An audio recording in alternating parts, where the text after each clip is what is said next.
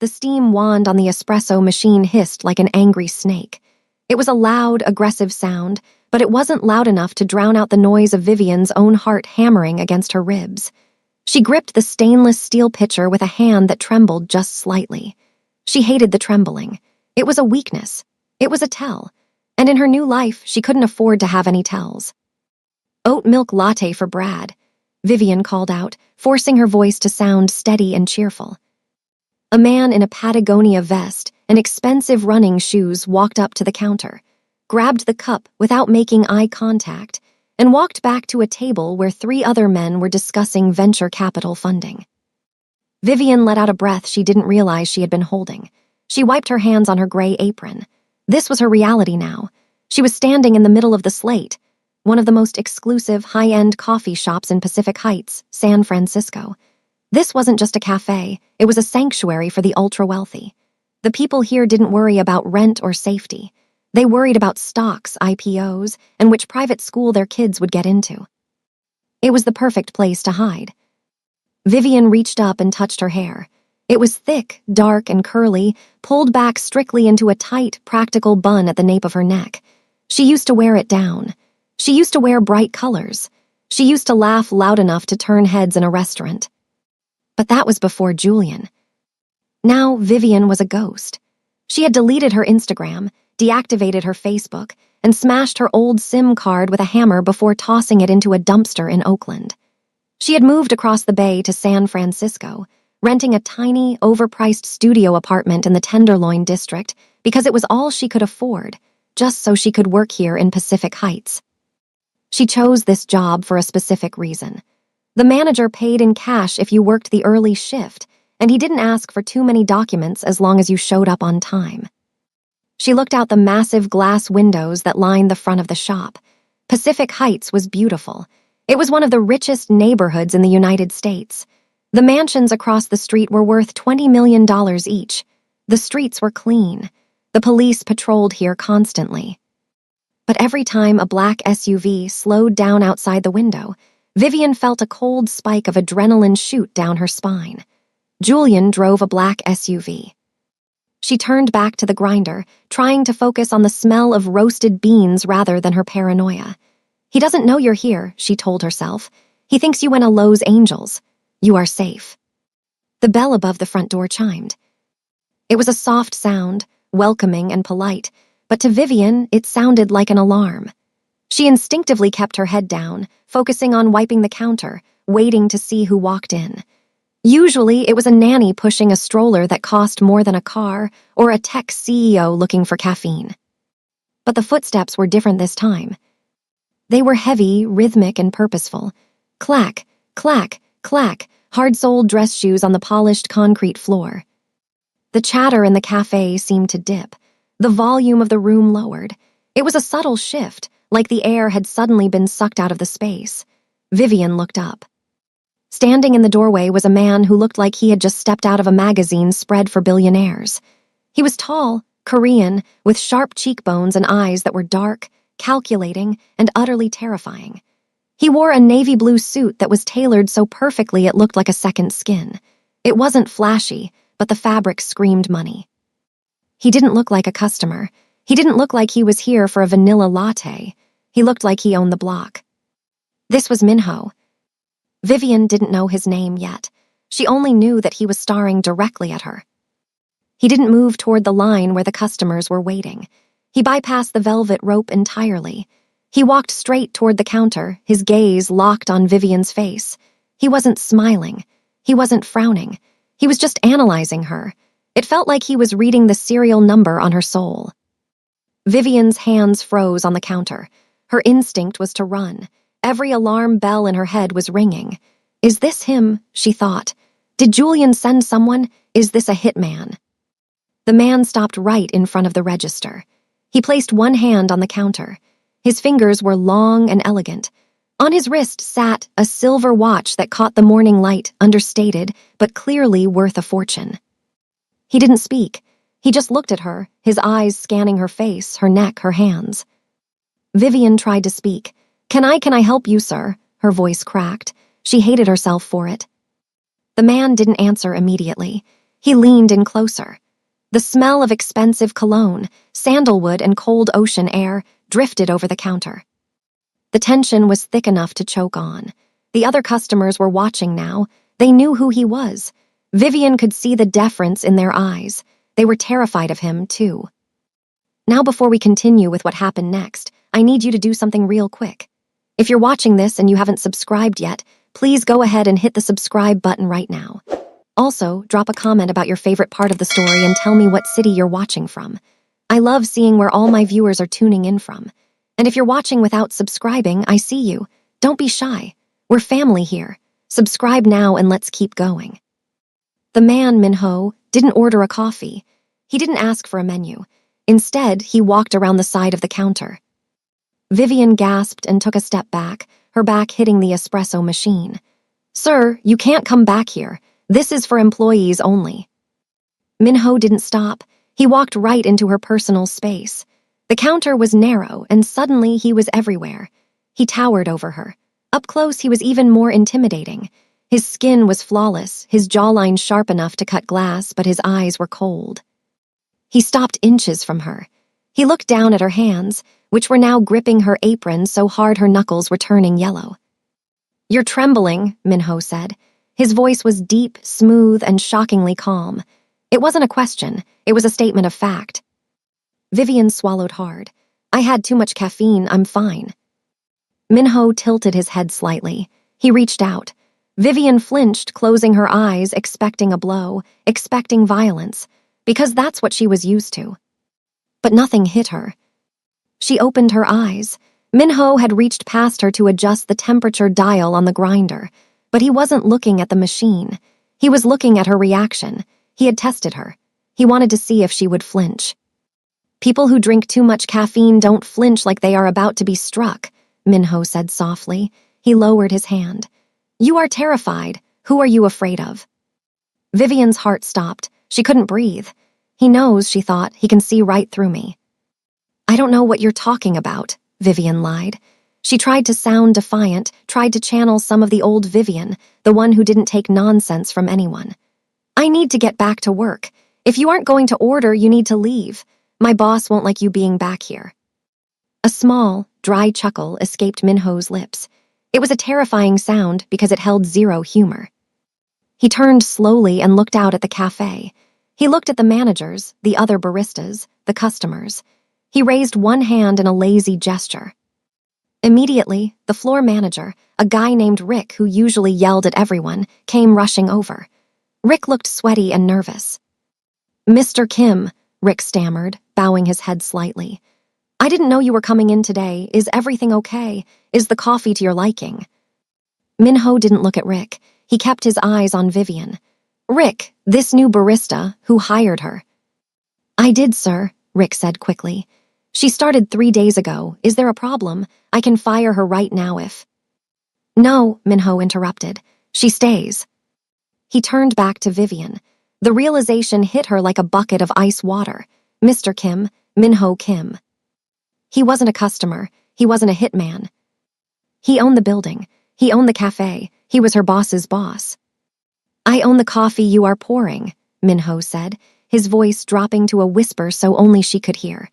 "I own the tiles you are standing on, so don't tell me what my boss will think." Vivian felt the blood drain from her face. She had just tried to kick the owner out of his own shop.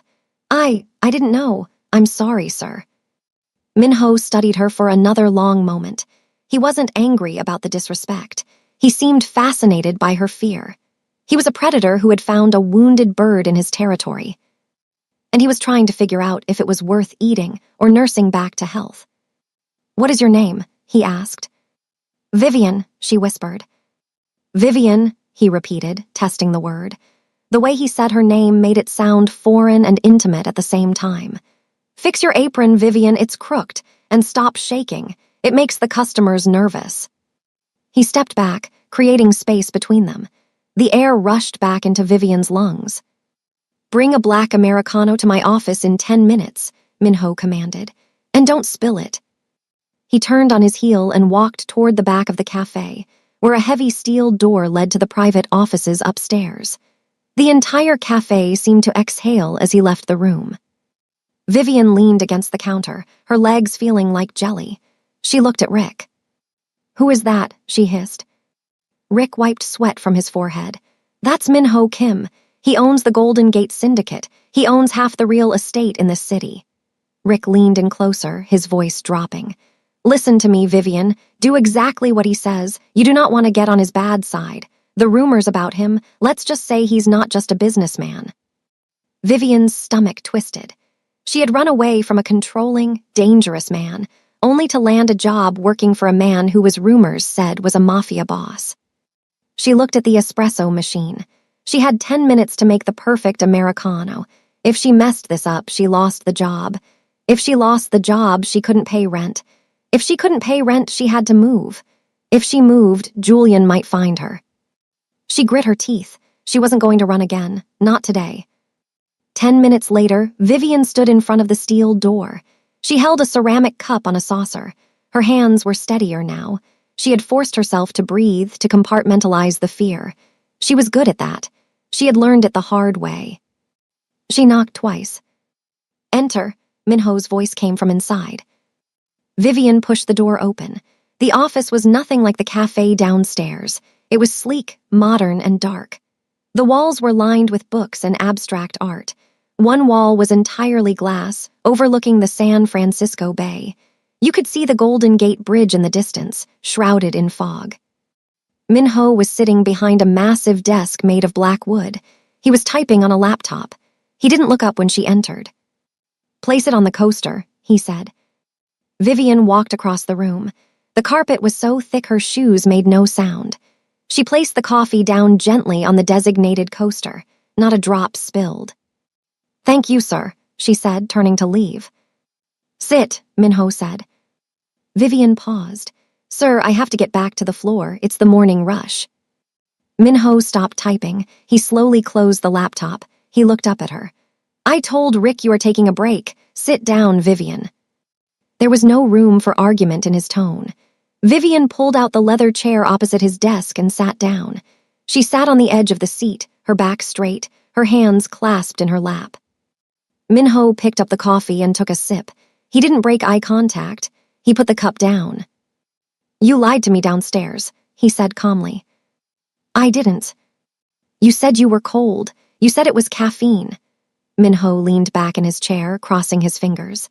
"I deal with liars every day, Vivian, professional liars, people who lie for millions of dollars. You are not a professional liar. You are terrible at it."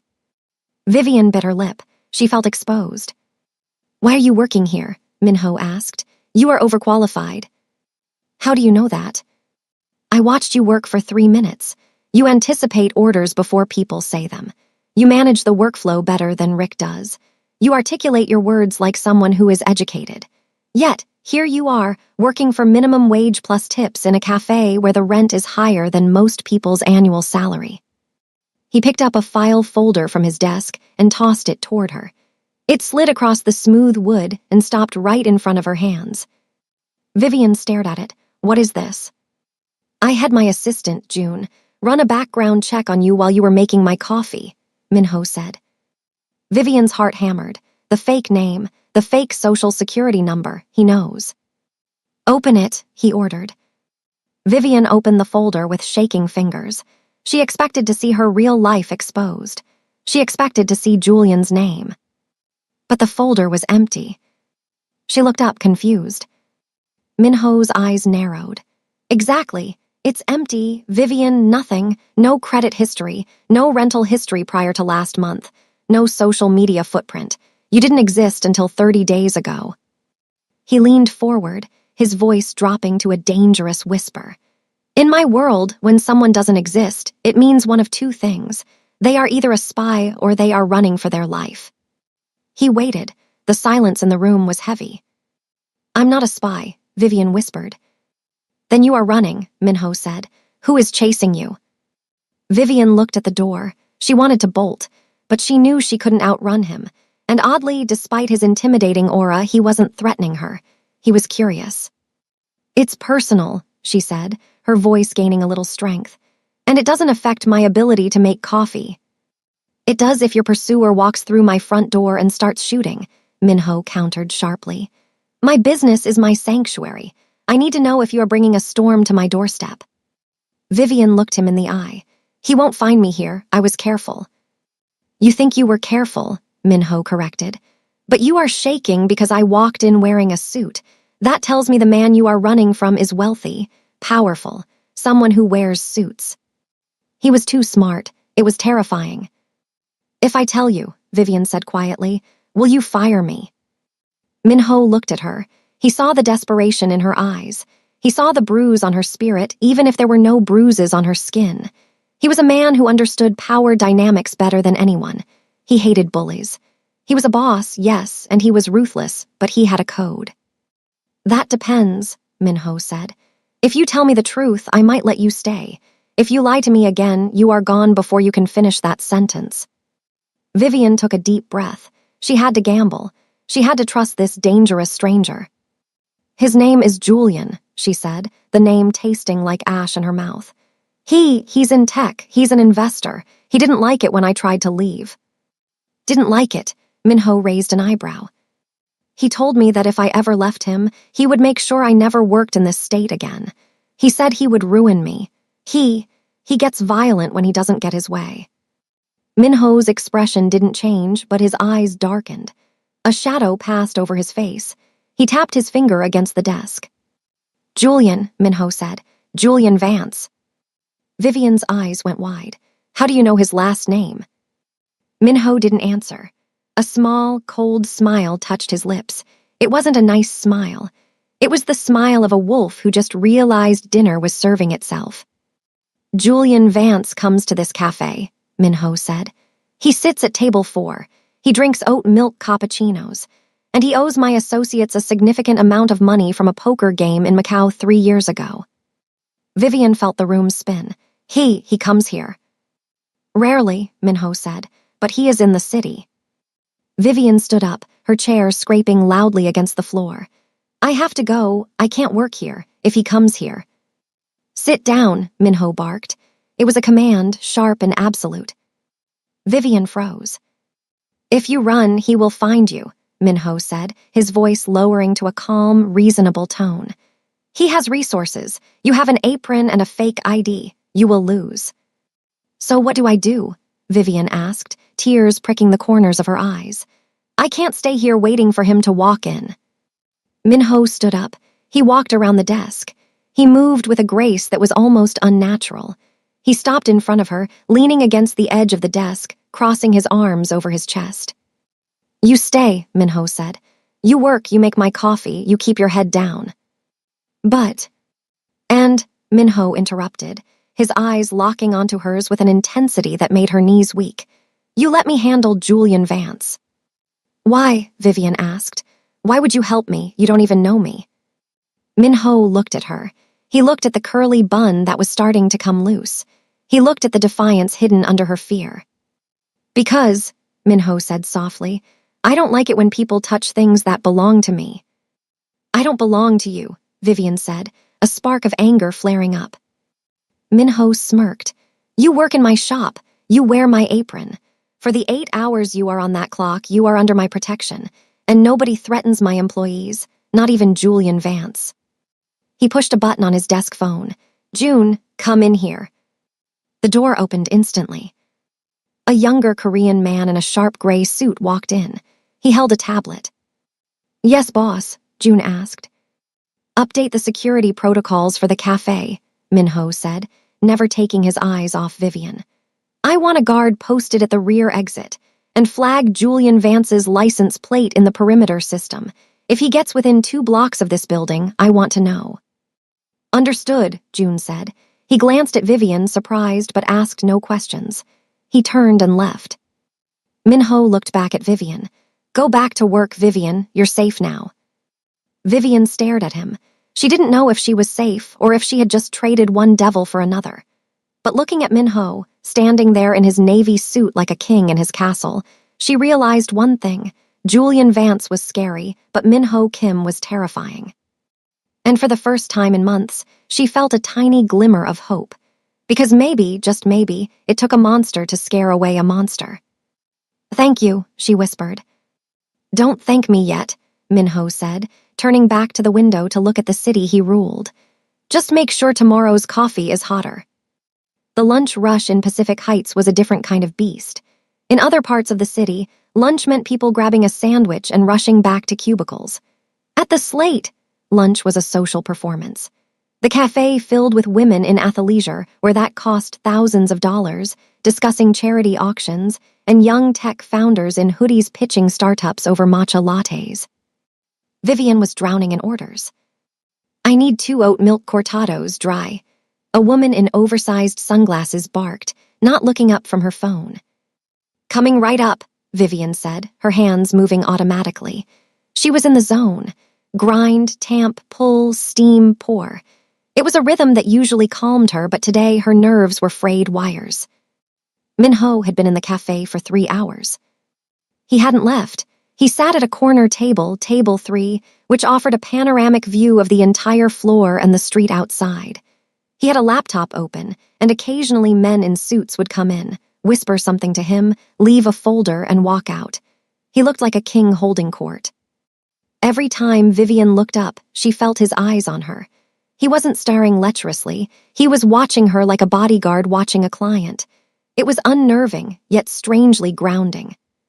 The fog that had blanketed San Francisco all morning began to lift, revealing the stark, bright California sun. It glared off the windshields of the cars passing by on the street. Vivian turned to the espresso machine to flush the group head. The noise of the cafe was a dull roar. Then she saw it. Through the floor-to-ceiling glass, a vehicle slowed down. It was a black Range Rover, tinted windows, custom rims. It looked exactly like Julian's car. It crept along the curb, crawling at a pace that suggested the driver was looking for someone. Vivian's heart stopped beating. The blood in her veins turned to ice. He found me. The thought was a scream in her mind. The cafe, the customers, the smell of coffee, it all vanished. All she could see was that black metal beast prowling outside the glass. She was holding a heavy ceramic mug in her left hand. Her fingers went numb. Crash. The sound was explosive. The mug hit the concrete floor and shattered into a dozen jagged white pieces. Hot water splashed onto Vivian's ankles, but she didn't feel the burn. She was paralyzed, her eyes locked on the car outside. The cafe went silent. The chatter stopped. The clinking of spoons stopped. Every head turned toward the counter. Rick, the manager, threw his hands up. Vivian, for God's sake, that's imported ceramic. What is wrong with you today? Vivian couldn't speak. She couldn't breathe. She needed to hide. She needed to duck behind the counter before the driver looked in. But her legs wouldn't move. She was a deer in headlights, waiting for the impact. The car stopped. The windows started to roll down. Vivian started to hyperventilate. This is it. This is the end. Suddenly, the view was blocked. A wall of dark blue fabric filled her vision. Minho was there. He had moved so fast that no one had seen him leave his table. He stood directly between Vivian and the window, his broad shoulders completely obscuring her from the street. He didn't look at the mess on the floor. He didn't look at the customers. He stood with his back to the window, facing her. Look at me, Minho commanded. His voice was low, cutting through the panic in her brain like a knife. Vivian looked up at him. His face was unreadable, but his eyes were intense. Breathe, he said. It's him, Vivian choked out, her voice barely a whisper. The car, it's him. Minho didn't turn around. He didn't even flinch. He reached out and placed a hand on the counter, leaning in to create a barrier of privacy around her. Don't look at the street, Minho said firmly. Look at my tie, focus on the knot, tell me what color it is. It's blue, Vivian stammered. What shade? Navy, with silver threads. Good, Minho said. Keep looking at it. Behind Minho, through the edges of his silhouette, the car window finished rolling down. A woman with blonde hair leaned out to check her makeup in the side mirror. Then the car accelerated and drove away. It wasn't Julian. Minho, who had been watching the reflection in the espresso machine behind Vivian, relaxed his shoulders by a fraction of an inch. It's gone, he said. It wasn't him. Vivian let out a shuddering breath, her knees buckling. She grabbed the edge of the counter to hold herself up. The adrenaline crash hit her hard. Rick came storming over, a dustpan in his hand. "Mr. Kim, I am so sorry about this. She's clumsy. I'll dock it from her pay." Minho held up a hand, silencing Rick instantly. "Clean up the ceramic, Rick," Minho said coldly, "and do not speak to her." He looked back at Vivian. "Go to the back, wash your face. You look like you've seen a ghost." "I can't leave the floor," Vivian whispered, conscious of the customers staring. "It's the rush." "The rush can wait," Minho said. He reached out, and for a second his fingers brushed against her arm. His touch was warm, a stark contrast to the cold fear inside her. "Go." Vivian nodded and fled to the back room, her hands still shaking. Minho turned to the cafe. The customers were watching, whispering. He adjusted his suit jacket and swept his gaze across the room. It was a look of pure authority. "Enjoy your coffee," he said to the room. It wasn't a wish, it was an order. The customers immediately went back to their conversations, pretending nothing had happened. No one wanted to hold Minho Kim's gaze for too long. 30 minutes later, the lunch rush had died down. Vivian was in the break room, sitting on a crate of almond milk, staring at her hands. She felt stupid. She had caused a scene over a random soccer mom in a Range Rover. The door opened. Vivian jumped. It was Minho. He closed the door behind him and locked it. The break room was small, smelling of bleach and roasted beans. Minho looked out of place here, like a panther in a petting zoo. "You handled that poorly," Minho said. He didn't say it meanly. He said it like a teacher correcting a student. "I know," Vivian said, staring at her shoes. "I'm sorry. You should probably fire me. I'm a liability." "I don't fire people for being afraid," Minho said. He leaned against the doorframe, crossing his arms. "But I do fire people for being unprepared. That was a specific type of fear, Vivian. You didn't just think he was coming to yell at you. You thought he was coming to take you." Vivian looked up. "You don't know Julian. He doesn't just yell. He owns people. He thinks I'm his property." "Tell me," Minho said. "I need the details. If I am going to be your shield, I need to know the caliber of the bullet." Vivian took a deep breath. She had never told anyone the full story. Not even the police, because the police in Julian's district played golf with his father. "We met 2 years ago," Vivian began.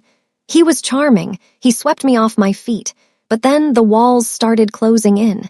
He made me quit my graphic design job. He said he wanted to take care of me. Then he cut off my friends. He put a tracker on my car. He monitored my phone." Minho's expression remained stony, but his jaw tightened.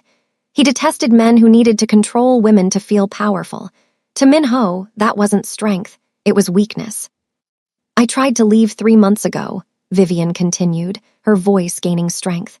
"He found me at a hotel. He dragged me back to the house. He told me that if I ever tried to run again, he would hurt my sister in Chicago. He would ruin my parents' credit. He has files on everyone I love." "Blackmail," Minho murmured. "Classic narcissist." "He's not just a narcissist," Vivian said. "He's connected, he has money. He thinks he's untouchable." Minho pushed off the doorframe and walked toward her. The small room felt charged with electricity. "In this city," Minho said quietly, "there are different levels of untouchable. Julian Vance thinks he is a shark because he swims in a pond. He has no idea that he has just swum into the ocean." He stopped in front of her. "Does he know you are in San Francisco?" "I don't think so," Vivian said. "I used cash for the bus ticket. I haven't used my credit cards." "Good, that gives us time." "Time for what?" Vivian asked. "Time to restructure your reality," Minho said. He reached into his inner suit pocket and pulled out a sleek black phone. It wasn't a smartphone, it was an encrypted burner. He held it out to her. "Take this," he ordered. Vivian hesitated. "What is it?" "It's a secure line. It has one number programmed in it. Mine. If you see that car again, if you get a strange feeling, if the wind blows in a way you don't like, you call me. You don't drop cups, you call." Vivian took the phone. It was heavy and cold. "Minho, why are you doing this? I'm just a barista." Minho looked down at her. He studied the way her curly hair framed her face, the way her eyes held a mixture of terror and resilience. He saw something in her that he recognized, a survivor. "You are an investment," Minho lied.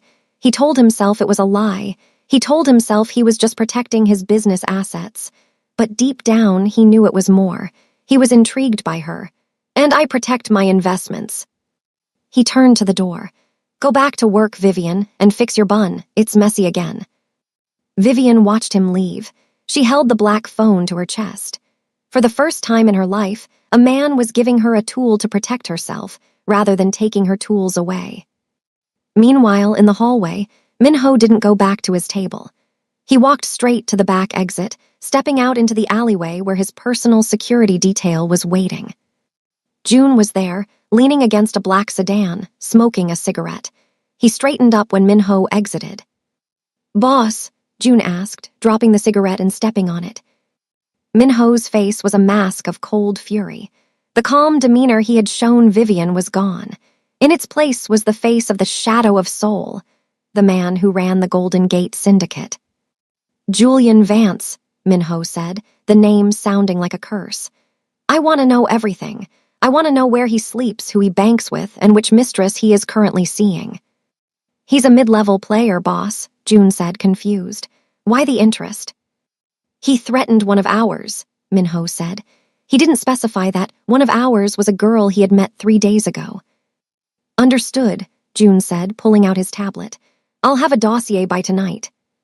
"And June," Minho added, looking up at the security camera mounted above the back door. "The girl, Vivian, she doesn't leave this building alone. When her shift ends, you drive her home. If she protests, tell her it's company policy for late shifts." "It's a 2 p.m. shift, boss. It's not late," June pointed out. Minho shot him a look that could freeze water. "It is late if I say it is late," Minho said. "Yes, sir," June said quickly. Minho checked his watch. He had a meeting with the Triad heads in Chinatown in 20 minutes, but all he could think about was the fear in Vivian's eyes. He hated it, and he decided, right there in the alleyway, that he was going to be the one to extinguish it. Julian Vance was going to learn a very painful lesson about territory. Minho took out his own phone and sent a text to his head of cybersecurity. "Access the traffic grid for Pacific Heights. I want an alert on any vehicle registered to Julian Vance or his known associates. Secure the perimeter. No one touches the girl." He pocketed the phone and walked toward his car. The game had started. Vivian thought she was hiding, but Minho was done hiding her. He was preparing to hunt. 3 days passed. In the high-stakes world of San Francisco, 3 days was a lifetime. Stocks could crash, companies could be bought, and fortunes could be lost in 72 hours. But for Vivian, the last 3 days had been the longest and, strangely, the calmest of her life. The cafe, the Slate, had become her fortress. She fell into a rhythm. The early morning fog would roll down the hills of Pacific Heights, dampening the sound of the city. She would arrive at 5:30 a.m. Minho's security team, she now recognized them, 2 stoic men in black suits who stood across the street pretending to read newspapers, would nod at her as she unlocked the door.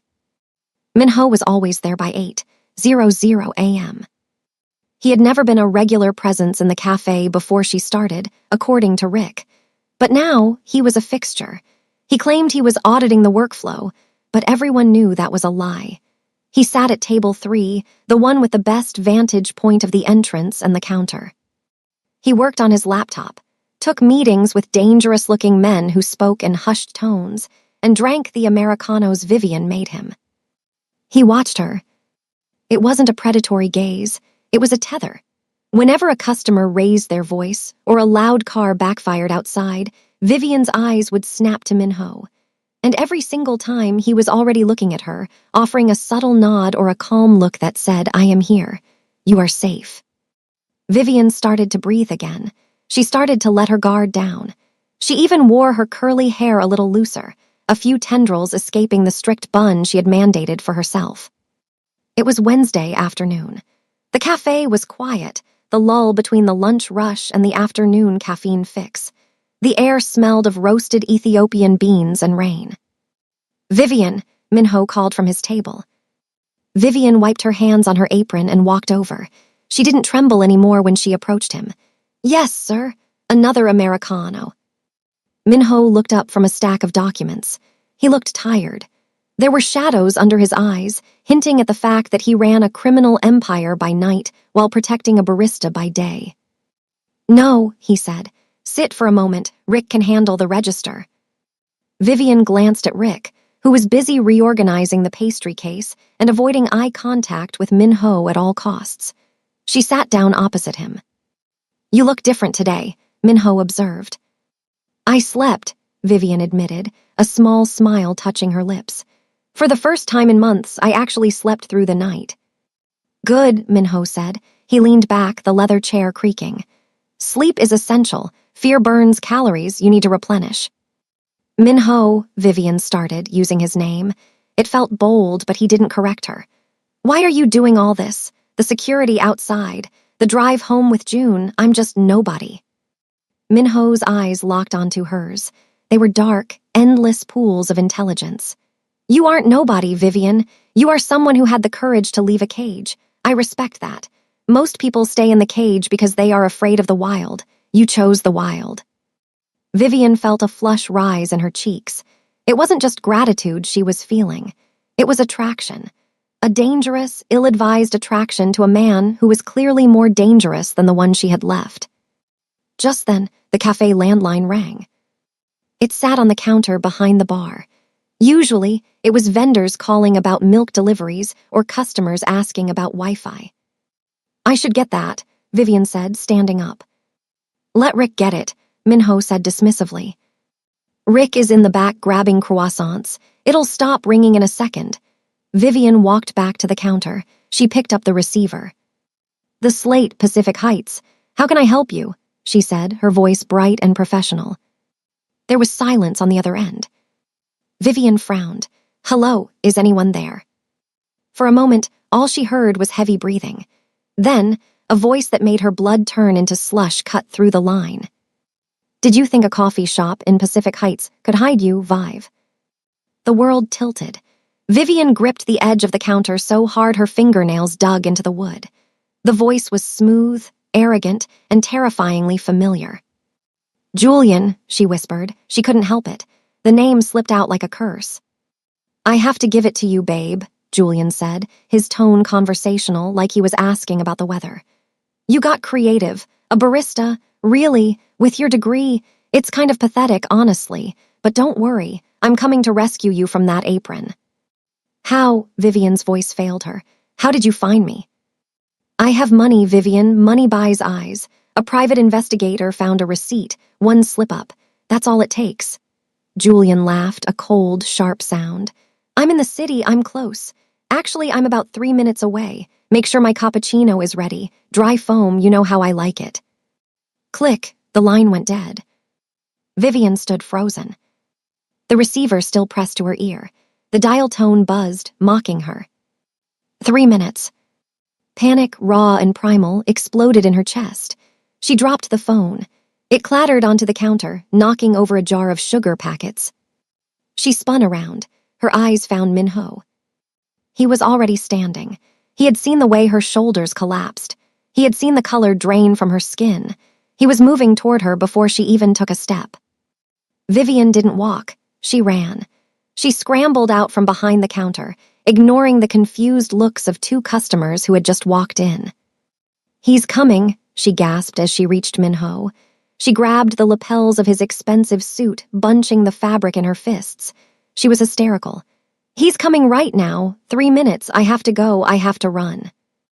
Minho caught her wrists. His grip was iron. Vivian, stop. No, you don't understand. He's here. Vivian tried to pull away, her eyes darting to the door. I need to get to the back exit. I need to leave the city. Minho pulled her closer, forcing her to look at him. He didn't shake her, but he held her steady, acting as an anchor in her storm. You are not running, Minho said. His voice was terrifyingly calm. It was the voice of a general before a battle. You are done running. He has a gun, he has guys, Vivian cried, tears spilling over. He'll hurt you. He'll burn this place down. Minho's expression darkened. A vein pulsed in his jaw. The idea that some tech bro playboy could burn down his establishment was insulting. "Let him come," Minho said softly. "What?" Vivian stared at him. "You are on my territory," Minho said. He released her wrists and buttoned his jacket. He adjusted his cuffs. He looked immaculate. He looked lethal. "Go stand behind the counter." "Minho, please." "Go stand behind the counter," he repeated, his voice leaving no room for argument. "Make a cappuccino, dry foam." Vivian's jaw dropped. "How did you know?" "I heard you on the phone. I read lips," Minho lied. He didn't read lips. He had just guessed the type of man Julian was. "Do it. Show him you are working. Show him you are not afraid." Vivian shook her head, trembling. "I'm afraid." Minho stepped close to her, lowering his voice to a whisper against her ear. "Then borrow my courage, because I have enough for both of us. Now go." Vivian swallowed a sob. She looked at the door, then back at Minho. She trusted him. Against all logic, she trusted him. She turned and walked back behind the counter. Her hands were shaking so bad she could barely hold the milk pitcher. She started the machine. The grinder whirred. Minho didn't go back to his table. He walked to the center of the room. He stood there, relaxed, one hand in his pocket, waiting. 2 minutes later, the bell above the door chimed. It wasn't a polite chime this time. The door was thrown open with force. The wind from the street rushed in, carrying the sound of traffic and the smell of exhaust. The atmosphere in the cafe shifted instantly. It was as if the temperature dropped 10 degrees. Julian Vance walked in. He looked exactly as Vivian remembered, which made it worse. He was handsome in a generic, polished way. He wore a cashmere sweater that probably cost $2,000, dark jeans, and designer loafers. He had the confident, swaggering walk of a man who had never been told no in his entire life. He didn't look at the menu. He didn't look at the other customers. His eyes scanned the room and locked onto Vivian instantly. A smirk curled his lips. It was a possessive, triumphant smirk. "There she is," Julian said loud enough for the room to hear. "The runaway bride." Vivian froze. She was holding the cappuccino pitcher. She felt sick. The trauma of the last 2 years came rushing back, the gaslighting, the threats, the feeling of being small. Julian strode across the cafe floor. He ignored the velvet rope. He ignored Rick, who tried to step forward and then retreated when he saw the look in Julian's eyes. Julian marched right up to the counter. He leaned over, placing both hands on the surface, invading her space. "Playtime is over, Vive," Julian said, his voice dropping to a menacing purr. "Get your bag, the car is outside." Vivian's voice was stuck in her throat. "I'm working. Leave me alone, Julian." "Working," Julian laughed. He reached out and flicked her name tag. "You're serving coffee to hipsters. It's embarrassing. I'm doing you a favor. Now come on, don't make me drag you." He reached over the counter. His hand shot out and grabbed Vivian's forearm. His grip was painful, digging into her skin. "No," Vivian cried out, trying to yank her arm back. "Stop making a scene," Julian hissed, his nice guy mask slipping. "You're coming with me right now." He pulled. Vivian stumbled forward, knocking over a stack of cups. Suddenly, a shadow fell over them. A hand, large, strong, and impeccably manicured, clamped down on Julian's shoulder. It wasn't a friendly tap. It was a vice grip. It was the kind of grip that crushed muscle against bone. Julian gasped, his eyes flying wide. He tried to shrug it off, but the hand didn't move. It was like being grabbed by a statue. "Let go of her," a deep voice said. Julian turned his head, wincing in pain. He looked up. Minho was standing there. He wasn't yelling. He wasn't posturing. He was simply existing in a state of controlled violence. His face was a mask of indifference, but his eyes were burning with a cold, blue fire. "Who do you think you are?" Julian spat, trying to sound tough but failing as the pressure on his shoulder increased. "This is a domestic dispute, pal. Mind your own business." "This is my business," Minho said calmly. "You are in my shop. You are shouting at my employee, and you are damaging my merchandise." He squeezed harder. Julian's knees buckled slightly. "Let go of me," Julian yelled, releasing Vivian's arm to try and pry Minho's fingers off his shoulder. Do you know who I am? I can buy this dump and turn it into a parking lot by tomorrow morning. Minho didn't blink. He finally released Julian, but he did it with a shove that sent Julian stumbling back 2 steps. Julian straightened his sweater, his face red with humiliation and rage. He glared at Minho. Then, recognition dawned on his face. He narrowed his eyes. He looked at Minho, suit. He looked at the watch. He looked at the face he had seen in the business section of the newspaper and in whispers at underground poker games. The color drained from Julian's face, faster than it had drained from Vivian's. Minho, Kim, Julian stammered. Minho smiled. It was a terrifying smile. It didn't reach his eyes. Mr. Vance, I was wondering when you would show up. You're late. I didn't know, Julian stuttered, stepping back. The arrogance evaporated. I didn't know she worked for you. She does, Minho said, taking a step forward. Julian took a step back. And in my organization, we have very strict rules about harassment. Julian looked around. He realized suddenly that the 2 men reading newspapers by the door had stood up. They were blocking the exit. He looked at the kitchen door. Rick was standing there with a phone in his hand. Julian was trapped. Look, Mr. Kim, Julian said, his voice trembling. This is a misunderstanding. Vivian and we have a history. She's confused. I'm just trying to take her home. She is home, Minho said. He moved to stand next to the counter, placing himself physically between Julian and Vivian. He leaned casually against the granite, looking Julian up and down with disdain.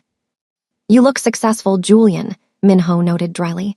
Nice sweater, expensive shoes. It's a shame about your gambling debts. Julian froze. What? The syndicate holds your paper, Minho said softly, so only Julian and Vivian could hear. 200,000 from the game in Macau. Another 50 from the private room in Vegas. You've been dodging the collectors for 6 months. Minho checked his nails, looking bored. I bought your debt this morning. Julian looked like he was going to vomit. You bought it. I own you, Julian, Minho said, his eyes snapping up to lock onto Julian's terrified face. I own your debt. I own your reputation. And right now you are standing in my cafe touching my property. Minho gestured to Vivian. Bad move, Minho whispered. Julian looked at Vivian. He looked at Minho. He realized the colossal mistake he had made. He hadn't just tracked down an ex-girlfriend. He had walked into the den of a lion and tried to steal the lion's favorite toy. I can pay, Julian squeaked. I can wire the money today. Money isn't the issue anymore, Minho said. He stood up straight, his full height looming over Julian. The issue is that you upset her, and I don't like it when she is upset. It ruins the coffee. Minho pointed a finger at a table in the corner. It was a command.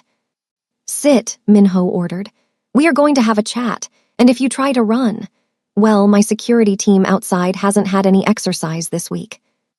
Julian looked at the door. The 2 men in suits cracked their knuckles. Defeated, Julian lowered his head. He walked over to the table and sat down, looking small and broken. Minho turned to Vivian. Her eyes were wide, filled with shock and awe. She was clutching her wrist where Julian had grabbed her. Minho reached out and gently took her hand. He inspected the red marks forming on her skin. His touch was feather-light. Are you all right? He asked softly. Vivian nodded, unable to speak. Good, Minho said. Make me that Americano now. I have business to conduct. He turned and walked toward the table where Julian was waiting, radiating an aura of absolute power. Vivian watched him go, realizing that her life had just changed irrevocably. She wasn't the victim anymore. She was with the king. The cafe was quiet. The other customers, sensing the shift in atmospheric pressure, had mostly cleared out. The few who remained pretended to be engrossed in their laptops, but their headphones were turned off. They were listening. Minho sat opposite Julian at table 4. He sat comfortably, one leg crossed over the other, his posture relaxed. Julian, on the other hand, was sweating profusely. He kept dabbing his forehead with a napkin, his eyes darting to the security guards at the door. Vivian watched from behind the espresso machine. She had made the Americano, but she hadn't brought it over yet. She was frozen, witnessing the dismantling of her nightmare. So, Minho began, his voice low and conversational. Let's discuss your portfolio, Julian. Look, I can get you the money, Julian said quickly, his voice high and thin. I can liquidate some assets. I have a trust fund. Just give me a week. Minho shook his head slowly, as if disappointed in a child who couldn't grasp a simple math problem. You aren't listening. I told you I don't want your money. Money is easy to get. Respect. That is harder currency. Minho leaned forward, placing his elbows on the table. You threatened a woman under my protection. That is a direct insult to me, and insults in my world are expensive. I didn't know, Julian pleaded. I swear. Ignorance is not a defense, Minho said coldly. He pulled out his phone. He didn't unlock it, he just set it on the table, screen facing Julian. What is this? Julian asked. Minho tapped the screen. A video began to play. It was grainy, black and white footage from a security camera inside an office. It showed Julian handing a briefcase to a man in a government uniform. Julian's face went from pale to ghostly white. He stopped breathing. That's not what it looks like, Julian whispered. It looks like you bribing a federal regulator to approve your last IPO, Minho said casually. Insider trading, bribery, federal crimes. That's 15 years in prison, Julian, minimum security if you're lucky, but with your attitude, you won't do well in prison. Julian looked at Minho with pure horror. Where did you get that? I know everything that happens in this city, Minho said. I have files on everyone, just in case. Minho picked up the phone and pocketed it. Now, here are your options. Option A, you stay in San Francisco, you try to bother Vivian again. I send this video to the SEC and the FBI within the hour. Your life is over. You go to jail. Your family disowns you. Minho paused, letting the threat hang in the air like smoke. Option B, Minho continued. You leave. Today, you get on a plane to, let's say, London, or maybe somewhere further. Singapore is nice this time of year. You never come back to California. You never contact Vivian. You forget she exists. Julian swallowed hard. He looked at Vivian behind the counter. He looked at Minho's cold, unforgiving eyes. He realized he had been playing checkers while Minho was playing 4D chess. If I leave, Julian whispered, the debt is gone. The debt is forgiven, Minho said. Consider it a severance package. Julian stood up. His legs were shaking. He looked at Vivian one last time. There was no love in his eyes, only fear and resentment, but he said nothing. He turned to Minho and nodded once. I'm leaving, Julian said. Smart choice, Minho said. He didn't stand up. He didn't offer a handshake. My men will escort you to the airport to ensure you don't get lost on the way. Julian flinched as the two security guards approached him. They flanked him, taking his arms not gently. As Julian was marched out of the cafe, stripped of his dignity and his power, Vivian let out a long, shuddering breath. The monster wasn't under the bed anymore. The monster had been evicted by the landlord. Minho stayed in his seat for a moment after the door closed. He adjusted his cufflinks. Then, he stood up and walked to the front door. He flipped the sign to closed and locked the deadbolt. The silence in the cafe was profound. Minho walked over to the counter. Vivian was still standing there, gripping the edge of the granite. She was trembling again, but this time it was the aftershock of relief. Vivian, Minho said softly. She looked up at him. Tears were streaming down her face. She tried to wipe them away with her apron, but they kept coming. He's gone, she whispered. Is he really gone? He is on his way to SFO, Minho confirmed. He will board a flight to London. If he tries to return, the authorities will be waiting for him. He is no longer a threat. Vivian let out a sob, a sound of pure, unadulterated release. Her legs gave out. She started to slide down toward the floor. Minho was around the counter in a heartbeat. He caught her before she hit the ground. He scooped her up effortlessly, his arms strong and secure around her waist. I've got you, he murmured. I've got you. He lifted her up and sat her on top of the counter. It was an intimate gesture, placing her at eye level with him. He didn't let go of her waist. You saved me, Vivian said, her voice thick with emotion. I don't know how to thank you. You barely know me and you. I know enough, Minho interrupted. He reached out and brushed a tear from her cheek with his thumb.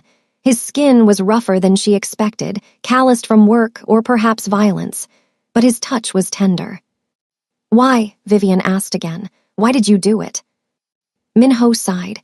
He looked down for a moment, then back into her eyes. The mask of the mafia boss slipped, revealing the man underneath. I have spent my life building walls, Minho said quietly. I build empires, I build fortresses, I keep people out. But 3 days ago I walked in here and saw you. You were terrified, shaking, hiding behind an apron. But you were still standing. You were fighting a war all by yourself. He leaned in closer. I hated seeing you afraid. It made me angry. And when I realized I could stop it, I couldn't walk away. You belong here, Vivian. You belong in the light, not hiding in the shadows.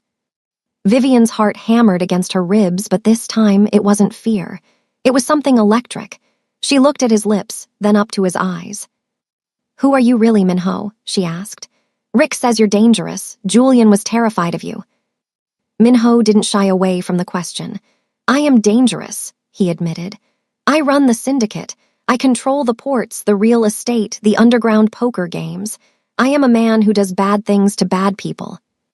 He paused, his gaze intensifying. But I will never be dangerous to you. To you, I am just the man who owns the coffee shop. Vivian reached out. Her hand hovered for a second, then she placed it on his chest, right over his heart. She could feel it beating, steady, strong, alive. I'm not scared of you, she whispered, and she meant it. For the first time in 2 years, she felt completely, utterly safe. Minho looked at her hand on his chest. He covered it with his own. You have a loose strand of hair, he noted softly. He reached up and tucked a curl behind her ear. His fingers lingered on her jawline.